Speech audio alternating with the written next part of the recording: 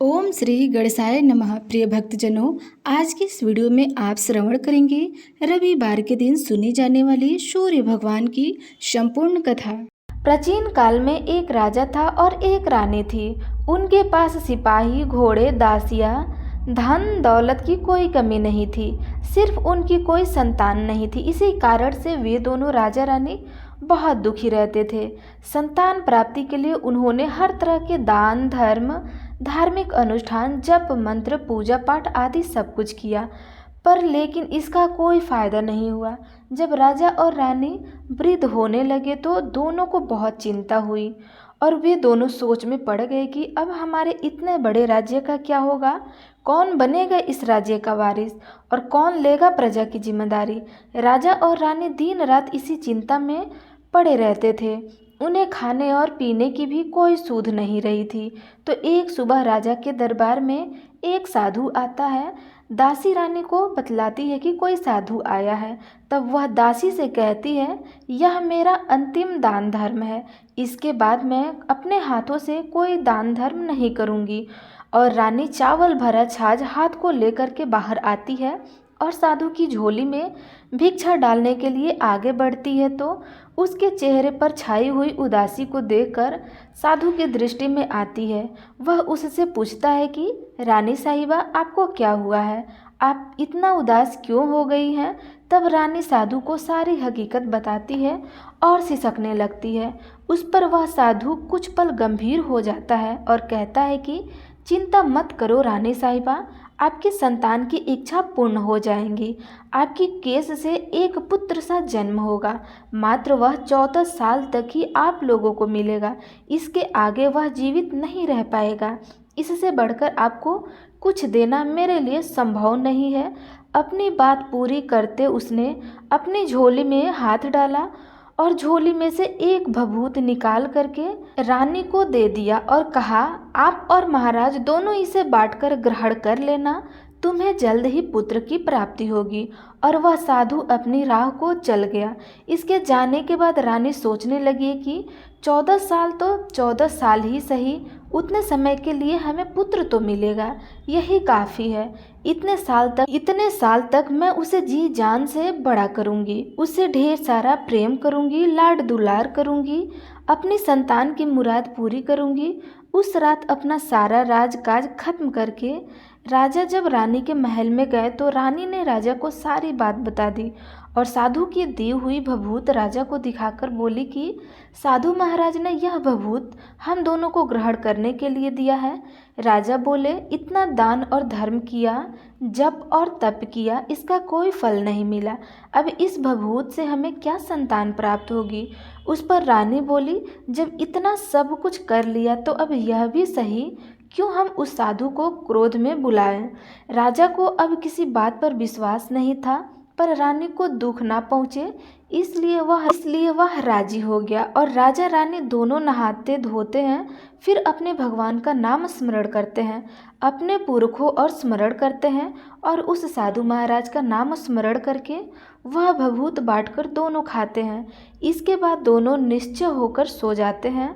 तो कुछ ही दिन गुजर जाते हैं और साधु द्वारा कहे अनुसार रानी गर्भवती हो जाती है। उस पर राजा और रानी दोनों ही खुशी गगन में नहीं समाते। राजा रानी से बोलते हैं, महारानी, सचमुच साधु महाराज की कृपा हो गई। तो 9 महीने बाद रानी ने एक सुंदर पुत्र को जन्म दिया। राजा ने बड़ी धूमधाम से पुत्र का नामकरण किया। सारे राज्य में 8 दिन तक अंश तर्पण रखा, उत्सव मनाया गया। आप पुत्र की कुंडली देखने के लिए राजा के सबसे विद्वान पंडित जी को बुलाया गया। जो कुंडली देखकर पंडित जी बड़े चिंतित होकर कहने लगे, महाराज, हमारा राजपुत्र सिर्फ 14 साल तक हमारे पास रहेगा। राजा को इस बात की भनक तो थी ही, रानी को भी साधु महाराज की बात याद आई। दोनों चुप रह जाते हैं। इसके बाद राजा और रानी बड़े प्यार से बेटे की परवरिश करते हैं, उसकी हर ख्वाहिश पूरी करते हैं और थोड़े समय के लिए ही सही भगवान ने संतान की अपनी मुराद पूरी कर ली। इससे वे समाधान मांगते हैं।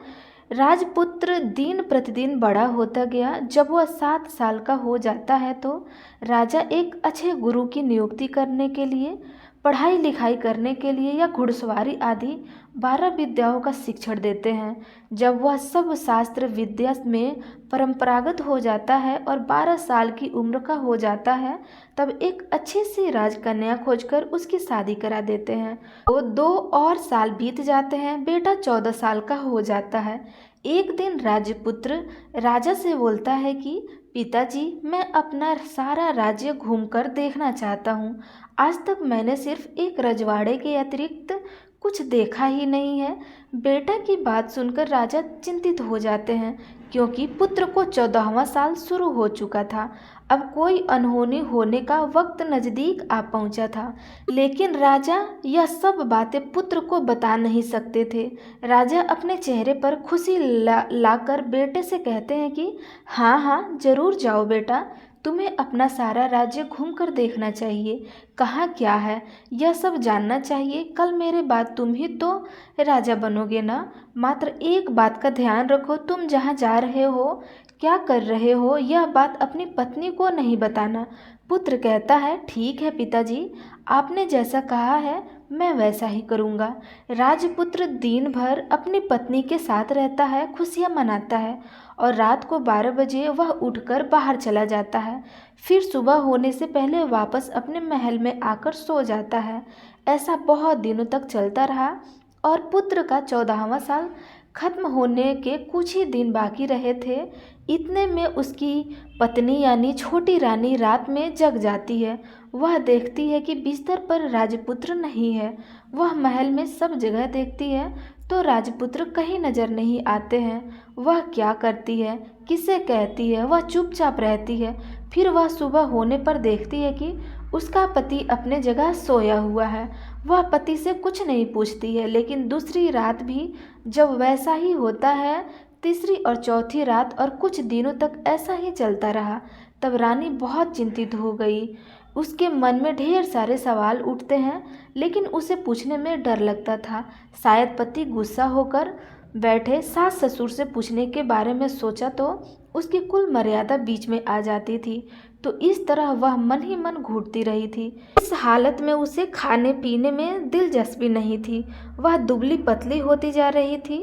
तो उस राज्य में फूल बेचने वाली एक बुढ़िया मालकिन थी।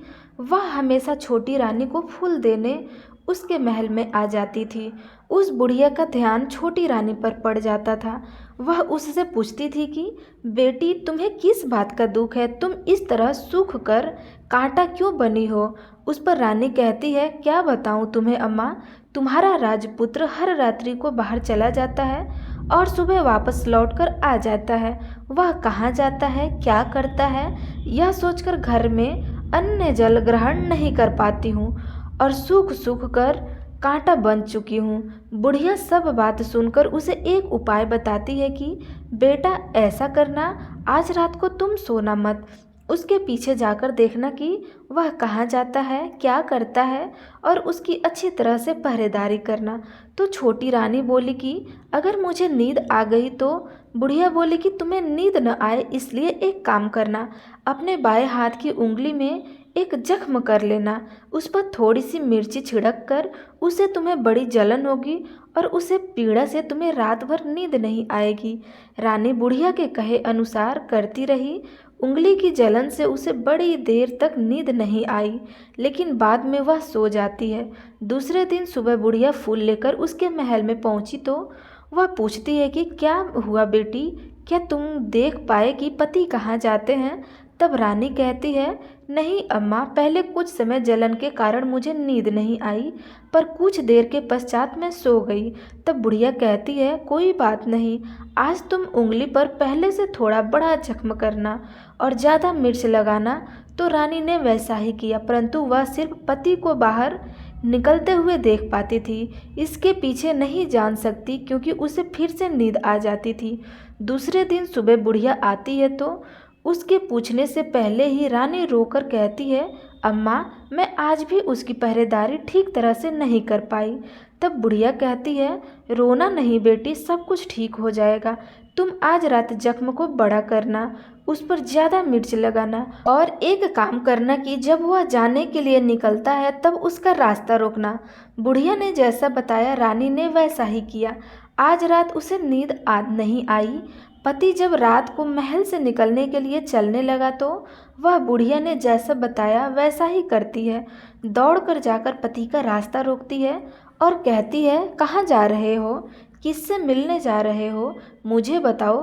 राजपुत्र उसे समझाने की बहुत कोशिश करते हैं। देखो, अगर मैंने तुम्हें यह बता दिया तो मैं तुम्हें दोबारा नहीं मिल पाऊंगा।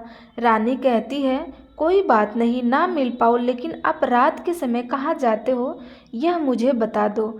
राजपुत्र निरुपाय हो जाता है। पत्नी की जिद के आगे उसकी एक नहीं चल पाती। ठीक उसी समय उसका 14वां साल खत्म हो जाता है। 15वां साल लगने वाला होता है। वह जो जाने दो यह सोचता है और कुछ चावल मंत्रों से सिद्ध करके पत्नी को देखकर कहता है कि इन चावल के दानों को हाथ की मुट्ठी में पकड़ना, पहले दाएं हाथ में पकड़ो, चावल मेरे ऊपर फेंकना, मैं कौन हूँ तुम्हें पता चल जाएगा। बाद में बाएं हाथ में पकड़े चावल मेरे ऊपर फेंकना, मैं जैसा था तुम्हें मिल जाऊंगा। लेकिन यदि तुम बाएं हाथ के चावल मेरे ऊपर फेंकना भूल गई तो मैं तुम्हें कभी नहीं मिल पाऊंगा। रानी ने कहा, नहीं भूलूंगी।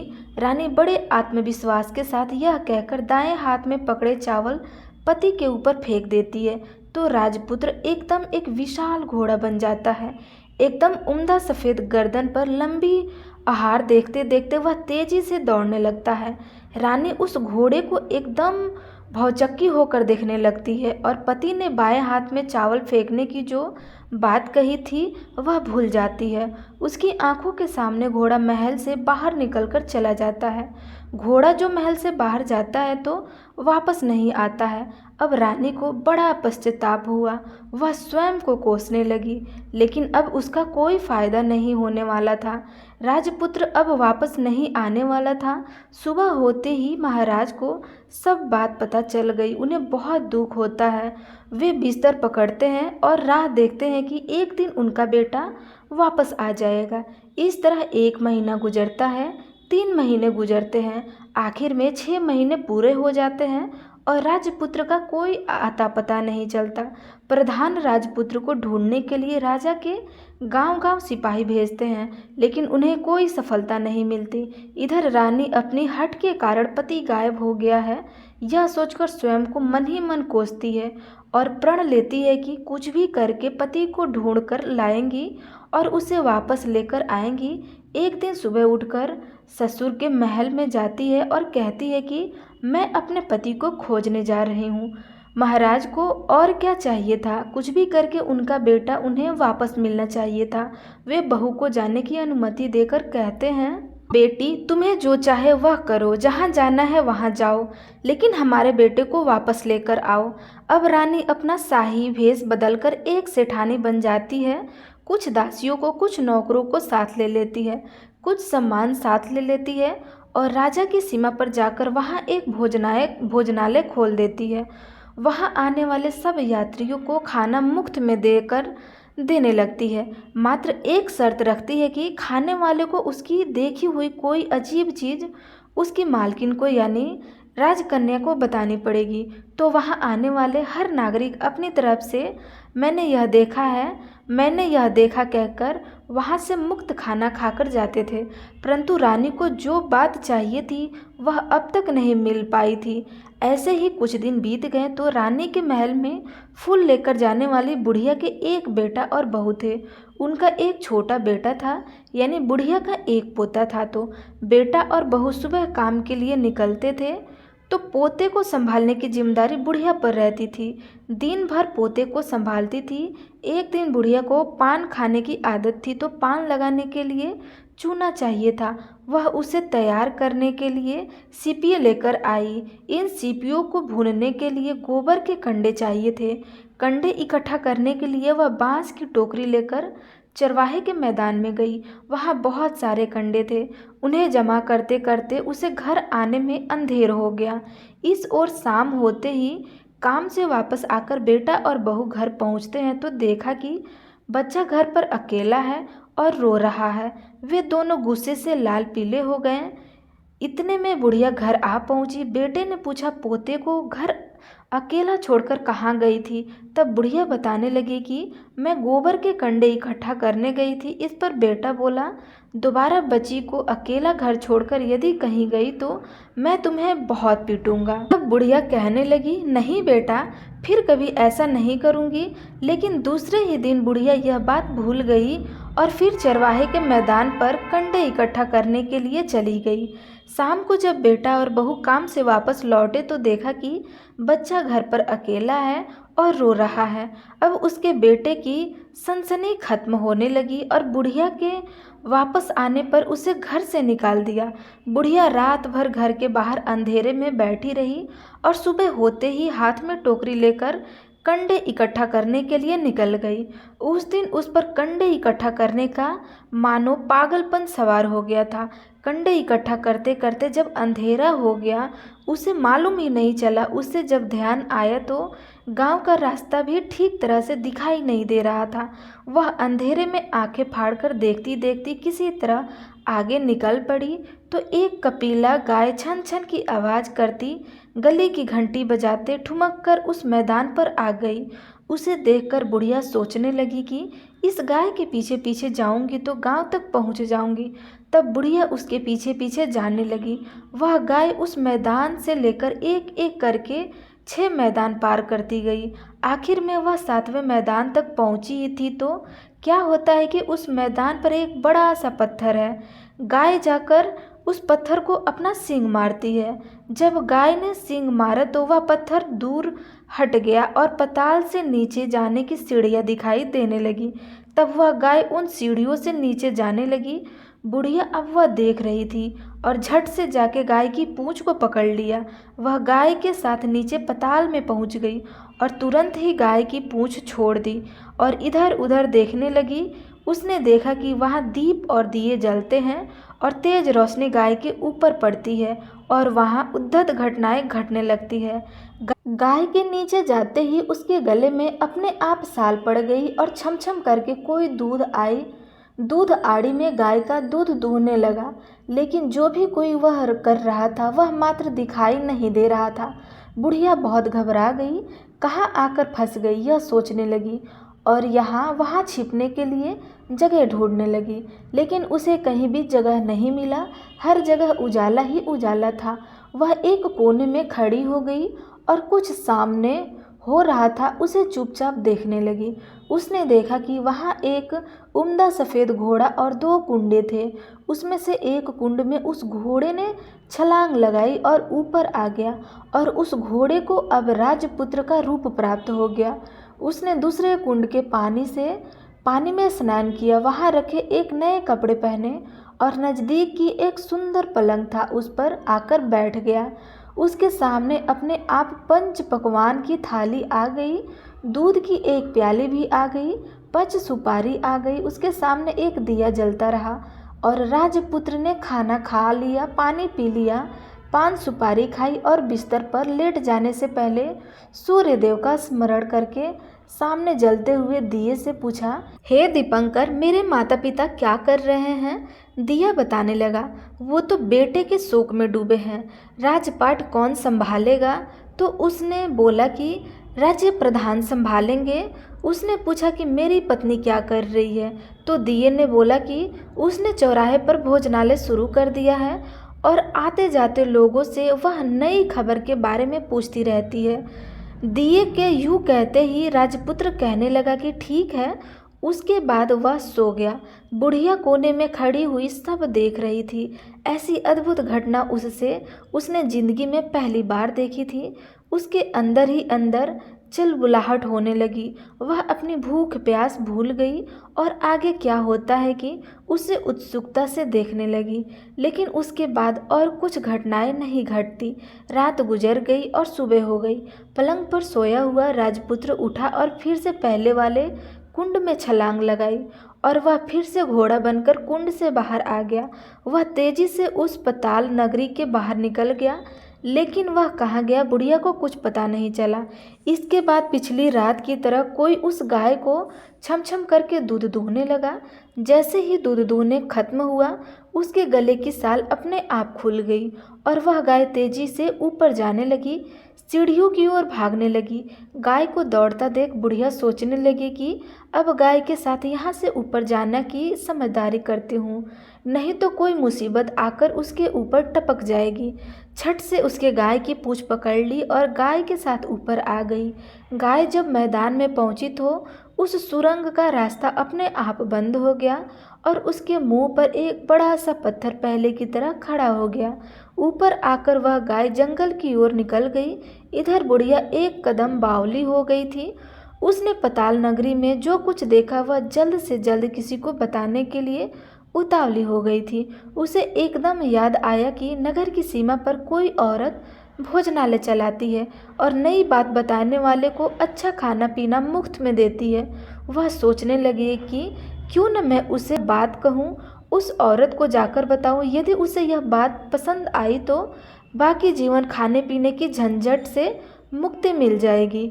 तब बुढ़िया ने मन में तय किया और तुरंत उस भोजनालय के द्वार पर टंगी नगाड़े के सामने खड़ी हो गई और जोर जोर से नगाड़ा बजाकर शुरू कर दिया। नगाड़े का इस तरह शोर सुनकर मालकिन यानी छोटी रानी मन में प्रसन्न हो गई कि शायद कोई बड़ी बात लेकर यहाँ आया हुआ है। रानी ने सिपाही को आदेश देते हुए कहा, जाइए और कोई आया है उसकी अच्छी तरह से खातिरदारी कीजिए। आदेश पाते ही सिपाही नीचे दौड़ गए तो एक बुढ़िया नगाड़ा बजा रही थी। उसने पूछा, क्यों नहीं बुढ़िया, क्या हुआ, क्यों नगाड़ा बजा रही हो? मुझे बोली, कुछ नहीं बेटा, यह खाना मिलता है ना, इसलिए आई हूँ। खाना चाहिए? मिलेगा, लेकिन तुझे कोई नई बात बतानी पड़ेगी। हाँ बताऊंगी, एक बात मालूम है मुझे। इस पर सिपाही उसे अंदर लेकर गए। उसको मालकिन का आदेश था कि जो कोई बुढ़िया या बूढ़ा बुजुर्ग वहाँ आए उसके साथ अच्छी तरह से पेश आना, उनका अच्छे से आदर सत्कार करना। तो सिपाही ने उस बुढ़िया का भरपूर आदर सत्कार किया। यह उसे बड़ी सिद्ध थाली भरकर व्यंजन परोसते थे। बुढ़िया कुछ दिनों में भूखी थी, वह खाने पर टूट पड़ी। खाना खाने के बाद सिपाही ने उसे नई साड़ी पहनने की दी। उसके बाद उसे लेकर रानी के पास आए। बुढ़िया और रानी ने तुरंत एक दूसरे को पहचान लिया। तब रानी ने बुढ़िया से कहा कि अम्मा, अब बताओ तुमने क्या नई बात देखी है? नई बात मैंने कोई नई बात देखी है। बुढ़िया बोली, वह तो मेरे पास तुम्हें देने के लिए या कुछ खाने के लिए नहीं थे, इसलिए मैंने झूठ कहा और नगाड़ा बजाया। रानी ने कहा, अम्मा घबराना नहीं, मैं किसी को तुम्हारी बात नहीं बताऊंगी। फिर भी बुढ़िया ने कहा कि मेरे पास कोई नई बात नहीं है। इस पर रानी ने उससे कहा, देखो अम्मा, यदि तुमने मुझे वह नई बात बताई तो तुम्हें जिंदगी भर मैं तुम्हारी देखभाल करूंगी और तुम्हें रानी माता की तरह रखूंगी। अब बुढ़िया बताने को तैयार हो गई। उसने जो कुछ उस चराह वाले मैदान पर देखा था वह सब कुछ कुंवर रानी को बता दिया। बुढ़िया की वे बात सुनकर कुंवारिन को यकीन हो गया कि वह राजपुत्र उसी का पति है। वह तुरंत बुढ़िया से कहने लगी कि अब माँ मुझे उस जगह पर ले चलो। जब बुढ़िया बोली, नहीं बेटी, वह पताल राज्य है, सांप है, यदि किसी ने तुम्हें देख लिया तो तुम्हारी जान खतरे में पड़ सकती है। लेकिन रानी उसकी एक भी नहीं सुनी, उसे उस जगह ले जाने के लिए हठ करने लगी। आखिर में बुढ़िया ने उसका कहना मान ही लिया और कहने लगी, ठीक है, मैं तुम्हें वहाँ लेकर जा सकती हूँ, पर आज नहीं लेकर जाऊँगी, कल लेकर जाऊँगी। तो दूसरे दिन दोपहर को रानी बुढ़िया के साथ उस मैदान पर गई और एक जगह छुपकर गाय के आने की राह देखने लगी। दिन ढलते ही अंधेरा गिरने लगा और गाय हमेशा की तरह वहां आ गई। मैदान के उस कोने में जाकर उनके पत्थर पर सींग मारा तो छत से पत्थर हटकर वहां सुरंग में जाने का रास्ता खुल गया। गाय उस रास्ते के नीचे उतरने लगी तो बुढ़िया रानी से कहने लगी, जल्दी आगे बढ़ो, हम गाय की पूंछ पकड़कर नीचे उतरेंगे। तो दोनों गाय की पूंछ पकड़कर नीचे उतर गई। बुढ़िया पहले जिस कोने में छिपी थी उस कोने में छिप गई। अब नीचे सब कुछ पहले जैसा घटित हो रहा था। गाय के गले में अपने आप साल पड़ गई। कोई अदृश्य रूप में उसका दूध दोहने लगा। एक सफ़ेद उमड़े घोड़े ने आकर एक कुंड में छलांग लगाई तो राजपुत्र के रूप में ऊपर आया। वह राजपुत्र दूसरे कुंड में नहाने लगा। बाद में उसके सामने खाने की थाली आ गई, दूध की प्याली आ गई, पान बीड़ा आ गया। राजपुत्र सब ग्रहण करके सोने के लिए पलंग पर गया तो सोने से पहले सूर्यदेव का स्मरण करके वह दिए से पूछने लगा, दीपांकर, मेरे माता पिता क्या कर रहे हैं? तो दिया कुछ जवाब नहीं देता है, बल्कि वह बूझने लगता है। तब राजपुत्र को कुछ घटित हुआ है इसका संदेह हो गया। वह उदास हो गया और जो कुछ हुआ वह जो जाने दो ऐसा सोचकर फिर से बिस्तर पर लेट गया। अब रानी का संयम छूट गया। वह दौड़कर पति के पास गई और उसके पैर पड़ने के लिए आगे बढ़ने लगी। राजपुत्र तुरंत ही पत्नी को पहचान गया। वह छत से पीछे हट गया और चिल्लाने लगा, नहीं नहीं, मुझे मत छूना, सर्वनाश हो जाएगा। रानी दोनों हाथ जोड़कर पति से अपनी भूल स्वीकार करने लगी। स्वामी, मुझसे भूल हो गई, मुझे आपको नहीं छूना चाहिए था। आप रात को कहाँ जाते हो? मैं अपनी भूल स्वीकार करती हूँ। मुझे मेरी भूल की सज़ा मिल गई है। अब आप घर चलो। आपके वियोग में आपके माता पिता ने बिस्तर पकड़ लिया है। आपकी प्रजा भी बहुत दुखी है। उस पर राजपुत्र कहने लगा, वही तो एक बार तुम गलती कर बैठी हो, अब दोबारा मत करना, नहीं तो मैं अब तुम्हें जो दिख रहा हूँ अब वह भी नहीं दिखूंगा। रानी वह विलाप करने लगी, जोर जोर से जमीन पर सिर पटकने लगी। राजपुत्र के मन में उसके प्रति दया उत्पन्न हो गई। वह उससे कहने लगा कि यदि तुम मुझे पाना चाहती हो तो तुम्हें एक काम करना होगा। काम कठिन है लेकिन वह तुम्हें अकेले ही करना होगा। रानी ने कहा, कहो स्वामी, कितना भी कठिन काम हो मैं अवश्य पूर्ण करूंगी। रानी कहने लगी। इस बात पर राजपुत्र ने उसे बताया, इस पताल में ऊपर जाते ही तुम्हें एक घना जंगल नजर आएगा। ऐसे 6 जंगल पार करने के पश्चात तुम्हें एक 7वां जंगल मिलेगा। वह जंगल सबसे घना है। उस जंगल के बीचों बीच एक पीपल के पेड़ है। उसके आसपास की जगह पत्ते, फंदे, जटाएं आदि से ढक चुकी है। वहाँ बाघ, शेर, सांप और भालू बैठते हैं। तुम्हें उनको सबको भगाकर वह जगह साफ करनी है। उसको गोबर से लिपाई करके पवित्र बनाना है, रंगोली से सजाना है। उसके बाद वहाँ धूप, कपूर, अगरबत्ती जलानी है, फूल और कुमकुम से पेड़ की पूजा करनी है, दूध और दही से बने चावल का भोग चढ़ाना है। यह सब तुम्हें दोपहर को 12 बजे से पहले करना है। 12 बजने के समय तुम्हें उस जगह पर बैठकर सूर्य भगवान का ध्यान करना है। ठीक 12 बजे सूर्य भगवान का रथ वहाँ उतरेगा। वे सब देखकर खुश हो जाएंगे और कहेंगे कि जिस किसी ने भी यह सब कुछ किया है उसे मैं मनचाहा फल दूंगा। तो तुम सामने जाकर उसके रथ का दाहिना घोड़ा मांगना, मैं तुम्हें मिल जाऊंगा। इतनी बात कहकर राजपुत्र अपने पलंग पर सो गया और छोटी रानी भोर होने की राह देखने लगी। भोर होते ही वह बुढ़िया के साथ गाय की पूंछ पकड़कर ऊपर आ गई। ऊपर आने के बाद वह बुढ़िया से कहने लगी, अम्मा, अब मैं अकेले ही आगे जाऊंगी, तुम भोजनालय वापस चली जाओ। वह जंगल में जाकर राजपुत्र की बताई जगह ढूंढने लगी और स्वयं आरी से वह सब साफ करने लगी।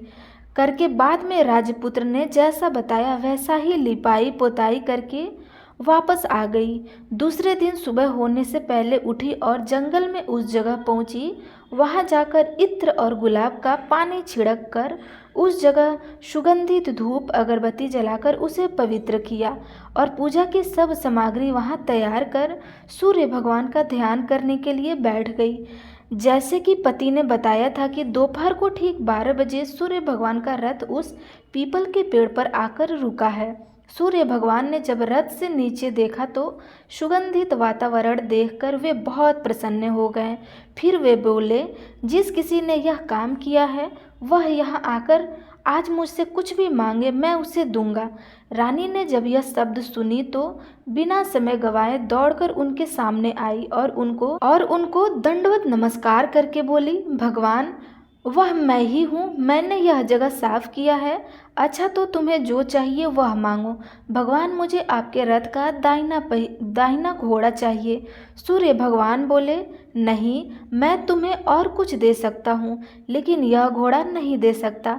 मेरे रथ के 12 घोड़े हैं, तुम चाहो तो कोई और घोड़ा मांग लो, लेकिन यह दाहिना घोड़ा नहीं, वह मैं तुम्हें नहीं दे सकता। छोटी रानी ने एक नहीं सुनी।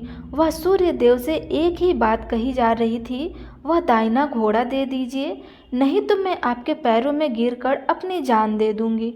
अब सूर्य देवता धर्म संकट में पड़ गए। उन्होंने वचन दे दिया था, अब अपने वचन से पलट भी नहीं सकते थे। ठीक है, दे दिया तुम्हें घोड़ा, सूर्यदेव ने कहा। फिर एक बात और भी कही, देखो, मैंने तुम्हें घोड़ा तो दे दिया है, लेकिन वह तुम्हें यहाँ नहीं मिलेगा, तुम्हें उसे पाताल लोक में जाकर लाना होगा। रानी बोली, पाताल लोक में ही क्यों भगवान, मैं उन्हें पाने के लिए कहीं भी जा सकती हूँ। रानी को वचन देकर सूर्यदेव अपने मार्ग को चल गए और इधर रानी जंगल में अपने भोजनालय में आ गई। फिर वह बुढ़िया को लेकर उस मैदान पर आ गई और जल्दी ही शाम हो गई। शाम होते ही वहां पर वह गाय आ गई और उसने सींग मारकर सुरंग का पत्थर हटाया और नीचे उतरने लगी। रानी और बुढ़िया जल्दी ही उसकी पूंछ पकड़कर नीचे उतर गई। नीचे पाताल में सब घटनाएं पहले से ही घटित होने लगी। घोड़े का एक कुंड में नहाकर राजपुत्र बन जाना, नहाए धोकर पलंग पर जाकर बैठना, तो उसे खाने की थाली, दूध की प्याली आना, पान का बीड़ा आना। लेकिन आज एक नई बात घटी। आज 2-2 थाली, 2-2 दूध की प्याली और 2-2 पान के बीड़े उसके सामने आए। वह कुछ नहीं बोला। अपने हिस्से की थाली खाकर, दूध पीकर और पान का बीड़ा चबाकर वह सोने चला गया और हमेशा की तरह दिए से पूछने लगा कि दिए, दीपंकर, मेरे माता पिता क्या कर रहे हैं? वे दोनों तुम्हारे शोक में मरने की स्थिति में पहुंच गए हैं। ऐसा झट से उसकी आंखों में आंसू टपकने लगा। फिर वह पूछने लगा कि दिए, दीपंकर, मेरा राज्य में कौन चला रहा है? तुम्हारा राज्य प्रधान चला रहा है और वह सब कुछ हड़प चुका है। वह प्रजा पर बहुत अत्याचार कर रहा है। यह सुनकर राजपुत्र को बहुत गुस्सा आया। वह गुस्से से अपनी मुट्ठी भेजने लगा। वह पूछने लगा कि दिए, दीपंकर, मेरी पत्नी क्या कर रही है? अब दिया कुछ बोल नहीं पा रहा और चुप रहा। अब रानी का संयम जवाब दे गया। वह दौड़कर पति के गले लग गई। अब मैं तुम्हें मिल गया। राजपुत्र कहने लगा, सच कहते हो, अब आप फिर से घोड़ा तो नहीं बनोगे ना? नहीं, दोबारा घोड़ा नहीं बनूंगा। तुमने जो इतने सारे कष्ट उठाए हैं मुझे पाने के लिए, इसलिए सूर्यदेव ने मुझे सदा के लिए घोड़े के जन्म से मुक्त कर दिया है। राजपुत्र ने बड़े प्यार से कहा और उसे गले लगाया। उसके आंसू पोंछे और कुछ देर के पश्चात सुबह हो गई तो गाय की श्रृंखला टूटकर वह ऊपर भूलोक जाने के लिए। तब रानी, राजपुत्र और बुढ़िया उसकी पूंछ पकड़कर ऊपर आ गए। ऊपर आने पर वे सीधे भोजनालय में पहुँचे। वहाँ का सब सामान लोगों में बांट दिया और उन पर ताला लगाकर अपने राज्य में लौट गए। राजपुत्र वापस आता और उसके तेवर देखकर प्रधान घबरा जाता है। राजपुत्र ने उसे बंदी बनाकर कैद खाने में डाल दिया और राज्य की बागडोर अपने हाथों में ले लिया। इसके बाद वह अपने माता पिता को मिलने उसके महल में गया। तब राजपुत्र क्या देखता है कि उसके माता पिता उसके शोक में अस्थिया पंजर बने हुए हैं। पुत्र को वापस आया देखकर मरणासन राजा रानी की आंखें से टप टप आंसू बहने लगे। इन दोनों ने पुत्र को गले लगा लिया, उसे प्यार से सहलाया और इतना होने के बाद उसकी सेहत में एकदम सुधार आने लगा। वे अब बिस्तर से उठकर बैठ गए, पुत्र को आशीर्वाद देने लगे। राजा पुत्र के आने की खबर तुरंत ही राज्य में फैल गई। प्रजा खुशी से फूल नहीं समाई। प्रजाजन राजमहल के सामने इकट्ठा हो गए। राजपुत्र ने भी उन्हें दर्शन दिए और आज से उन्हें कोई दुख नहीं पहुंचाएगा, ऐसा वचन भी दिया। अब राजा अपने पुत्र का राज्य अभिषेक करके उसे सिंहासन पर बिठा दिया और बहू को महारानी का दर्जा दे दिया और स्वयं अपने पति के साथ ईश्वर के स्मरण करते खुशी से दिन बिताते गए। महाराज बन गया। राजपुत्र अपनी तरह से राज्य चलाने लगा और पति पत्नी अपने सुख शांति से जीवन व्यतीत करने लगे। उस बुढ़िया को रानी ने अपने ही पास रख लिया और उनकी अच्छी तरह से देखभाल करने लगी। बुढ़िया और उसके बुढ़ापे के दिन खुशी से गुजरने लगे। तो आप सब प्रेम से बोलिए सूर्य नारायण भगवान की जय।